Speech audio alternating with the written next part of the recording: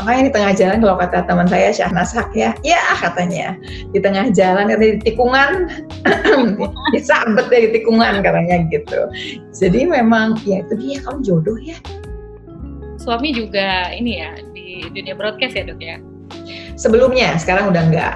Oh sebelumnya pernah berarti ya, maksudnya memahami dokter juga gitu dengan profesi yang pernah dijalani juga oleh suami gitu.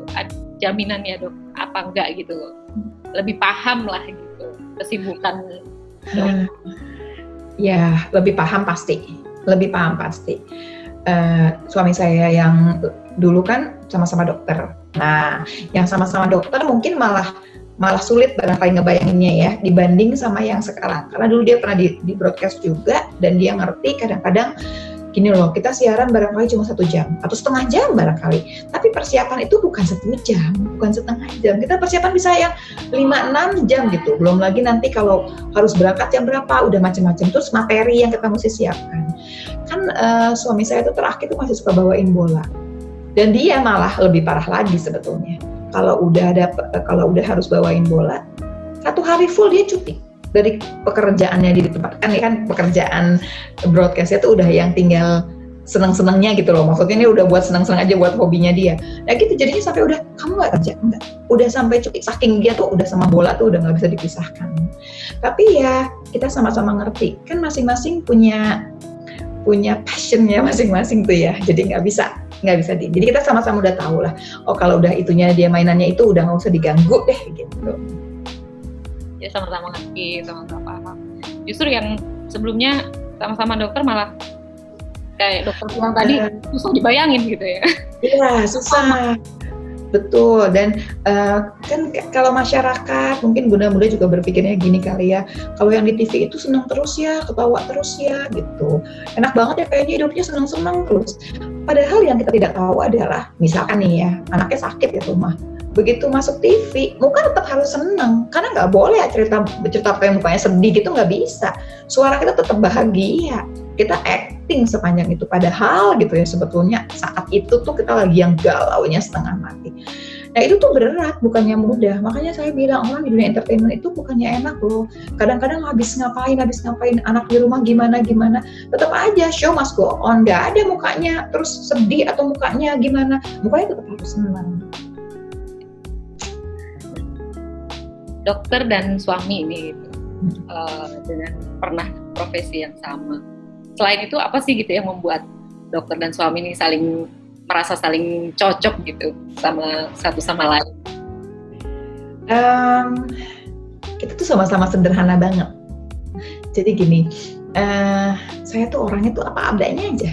Dan sebetulnya nggak bisa juga bohong. Maksudnya gini, kalau nggak suka nih mukanya tuh nggak bisa bohong. Jadi ketahuan mukanya gitu loh kelihatan. Jadi kadang-kadang orang suka nganggap judes, bukan judes sih, gimana ya? Padahal dia bilang, kayaknya ketawa mulu. Enggak, tapi kalau nggak suka tuh kelihatan dari mukanya, oh nggak suka gitu. Dan si suami aku merasa bahwa kita berdua itu, walaupun dunianya beda, maksudnya kan dari kedokteran gitu ya, pernah di broadcast, iya di broadcastnya sama mungkin, tapi di sisi lain tuh background keluarga sih nggak ada yang sama. Kecuali ada satu yang besar barangkali yang kita sama adalah kita sama-sama pernah gagal berumah tangga. Terus waktu itu kita sama-sama punya anak 1. Terus kita anaknya masih kecil-kecil juga. Dan sebetulnya pilihan tidak bareng itu bukan pilihan yang menyenangkan. Kalau kita disuruh milih, pengennya nggak mau gagal. Siapa sih yang mau gagal gitu kan? Kita kan nikah juga pakai perjuangan sebetulnya. Itu yang sebetulnya. Dan waktu itu kita cuma pikir nggak ada jalan lain, mau nggak mau kita terima gitu, seperti itu.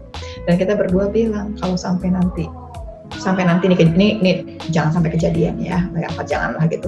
Kalau sampai ada orang lain di antara kita nih gitu, kita tuh nggak boleh tuh yang namanya ketahuan, enggak. Mendingan kita ngobrol. Kalau misalkan ternyata ada masalah di mana kita udah sama-sama nggak suka lagi atau gimana, mending kita obrolin. Karena kita pengennya nih pernikahan yang ini tuh selamanya gitu.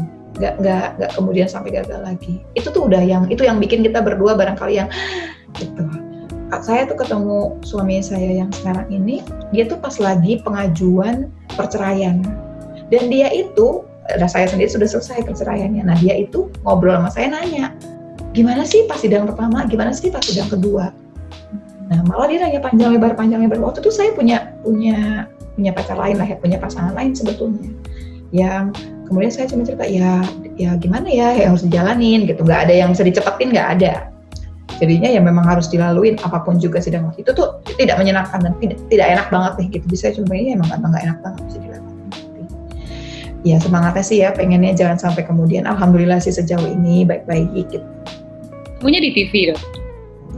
Enggak, di radio malah. Kebetulan, iya jadi suami saya itu udah nggak di TV, dia kemudian kerja di perusahaan asing yang ngurusin software radio. Waktu itu pulang dari Inggris, saya itu pegang acara TV satu yang pagi memang, sama acara radio pagi, dari jam 6 sampai jam 10. Nah kan dia yang supply untuk si softwarenya.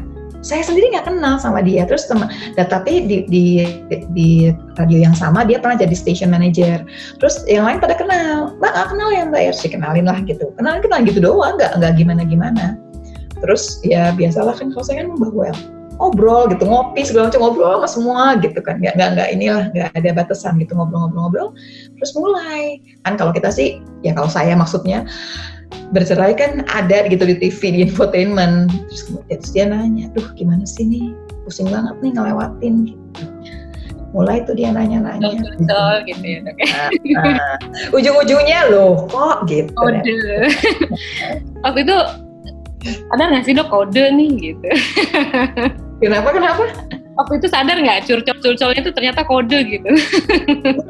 Awalnya juga kayaknya dia enggak. Karena dia juga kayaknya waktu itu punya gebetannya sendiri gitu. Aku juga punya pacar sebetulnya waktu itu. Jadi memang waktu itu kan gini, aku baru banget di radio. Dia tuh sebelumnya juga selain dia pernah di TV, dia pernah di radio juga. Dan dia termasuk salah seorang yang bagus banget tuh cara suaranya. Dia sempat ngasih masukan. Dia ngomong gini, tukeran info, kata dia gini. Gue kasih masukan soal lo gitu ya, gimana penyiaran, cara siaran kamu gimana, kamu kurangnya di mana, aku kasih masukan. Bantuin dong nih info karena mereka nggak pakai pengacara, jadinya ngelewatin sidang 1, sidang 2 ini. Awalnya tuh benar-benar memang kita berteman gitu. Terus kemudian ya itu dia. Kemudian daripada itu tiba-tiba ada kembangnya dikirim ke rumah ya kan, waduh kok gini ya gitu. Nah, terus dengan background atau pengalaman kegagalan itu ya dok, sama-sama pernah gitu. Apa sih yang membuat yakin dokter dan suami gitu? Untuk ayo kita melangkah lagi. Kita sih yakin 100% nggak mungkin ya Bun, cara gitu ngomongnya. Karena ingat, kita harus tetap cinta kepada diri kita juga gitu loh. Kita juga berhak bahagia gitu kan. Saya cuman berpikiran bahwa anak saya butuh bapak gitu waktu itu. Terus umur saya tuh udah lumayan ya, udah 36, saya nikah lagi tuh 37. Terus saya cuma mikir saya masih pengen punya anak lagi, saya pengen punya anak ya lebih dari satu lah intinya gitu. Jadi waktu itu ya saya sih bismillah sih. Dan memang kita sama-sama bukan orang tanda kutip kaya gitu, enggak gitu. Jadi kita memang sama-sama berjuang. Saya kan kayaknya sih mudah-mudahan kalau yang sama-sama susah ya sama-sama ingat dulu kan sama-sama susah ya, mudah-mudahan pas lagi enak juga nanti ingat. Tapi mungkin memang dasarnya harusnya bareng ya, kita tuh udah bisa tuh yang udah biasa tuh kita ketawa sampai cekikikan sampai yang nangis, tapi cuma kita doang berdua yang bisa ketawa, sementara yang lain gak ada ketawa, gak ada yang lucu katanya, tapi kita berdua bisa ngerasa lucu. Itu yang gitu-gitu aja aku ngerasa emang udah mestinya nih kita berdua dijodohin aja gitu loh sama Tuhan. Kita bisa ketawa mengenai sesuatu yang menurut orang lain nggak terlalu lucu. Kita ketawa sampai nangis Mbak, sampai yang wah saking gitu. Di situ ya merasa chemistry-nya ada gitu. Dan pada saat suami menyatakan ya atau mau melamar gitu, dokter udah ini ya siap gitu dengan pasti akan melamarku gitu suatu hari, atau kaget juga atau gimana waktu itu? Sebetulnya bukannya siap, malah sebetulnya dia tuh ngasih lamarannya tuh bukan lamaran pasti kawin yuk gitu, nggak gitu. Karena kan waktu itu kan aku juga punya punya pacar, punya pasangan yang memang tadinya mau nikah sama dia. Memang bukan orang Indonesia memang orangnya, tapi kita udah punya cerita bahwa kita tuh punya planning untuk nikah memang. Jadi saya pulang ke Indonesia tuh untuk setahun 2 tahun, terus nanti dia ke Indonesia untuk nikah. Dan kita pengennya tuh tinggal nggak di Indonesia, nggak di London, tapi pengennya tinggal mungkin kita mau di Amerika atau di New York gitu maksudnya, karena memang kita dua-duanya di bidang narkoba dua-duanya. Nah, makanya di tengah jalan kalau kata teman saya Syahnas Haq ya katanya di tengah jalan di tikungan disabet ya di tikungan katanya gitu. Jadi memang ya itu dia, kalau jodoh ya nggak tahu deh, kalau udah ngomongin jodoh udah nggak bisa ngomong apa-apa. At the time waktu dia deketin aku aja, waktu mau ngajakin, sebenarnya belum ngajakin nikah, ngajakin pacaran aja saya udah bilang nggak bisa, aku udah punya pacar. Terus dia bilang gini, selama belum nikah lo kebuka aja dulu, kan belum tentu maksudnya jodohnya tuh dia, barangkali jodohnya gue, gitu kan ya. Kalau laki-laki so yakin kan gitu kan ngomongnya ya, nyebelin. Makanya kadang-kadang kalau lagi dia nyebelin aku bilangin, inget ya gitu, dulu merebut kamu kan gitu. Terus gimana dok reaksinya waktu beliau ngajakin nikah? Waktu dia ngajakin nikah itu cuman waktu dia makin, ya aku waktu itu sih aku udah putus dari yang pacarku yang satu lagi. Akhirnya jadi aku udah putus dari pacar yang satu lagi, karena aku lebih berat ke dia kan. Dia udah tetap aja dia di sini. Apapun ceritanya, I'm gonna be there. Udah jadi di situ terus. Gitu.